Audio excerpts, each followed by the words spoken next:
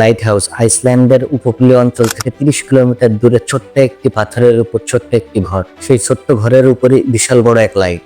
এই লাইটে মূলত সমুদ্রে চলাচলকারী বিশাল জাহাজের দিক নির্দেশনা হিসেবে কাজ করে থাকে।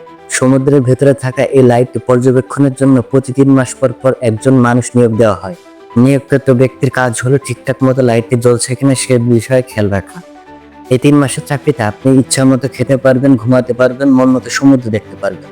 কিন্তু দুঃখের বিষয় হচ্ছে এখানে থাকবে না কোনো ইন্টারনেট, আপনাকে সম্পূর্ণ একা থাকতে হবে। তবে অবাককর এবং ভয়ঙ্কর বিষয় এই যে গত 10 বছরে এই লাইট হাউসে যারা যারা ছিল তাদের মধ্যে 472 জন মানুষ মারা গেছে এবং শুধুমাত্র 3 জন ব্যক্তি জীবিতভাবে ফিরে এসেছেন। আরো অবাককর বিষয় যে এই 3 জন ব্যক্তি মূলত বাংলাদেশি ছিলেন। এই লাইট হাউস সম্পর্কে ইন্টারনেটে খুব বেশি তথ্য পাওয়া যায় না।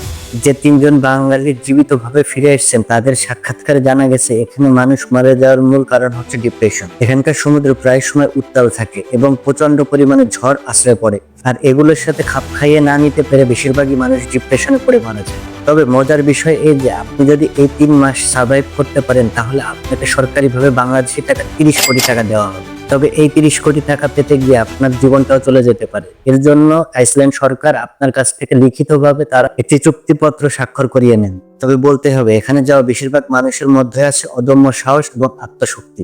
তবুও এত কিছুর ভিড়ে প্রতি বছরই এই জায়গাটিতে হাজার হাজার মানুষ যাওয়ার জন্য আবেদন করে থাকে। এরকম আরো নিত্য নতুন ইন্টারেস্টিং ভিডিও পেতে আমাদের সাথে থাকুন। ধন্যবাদ।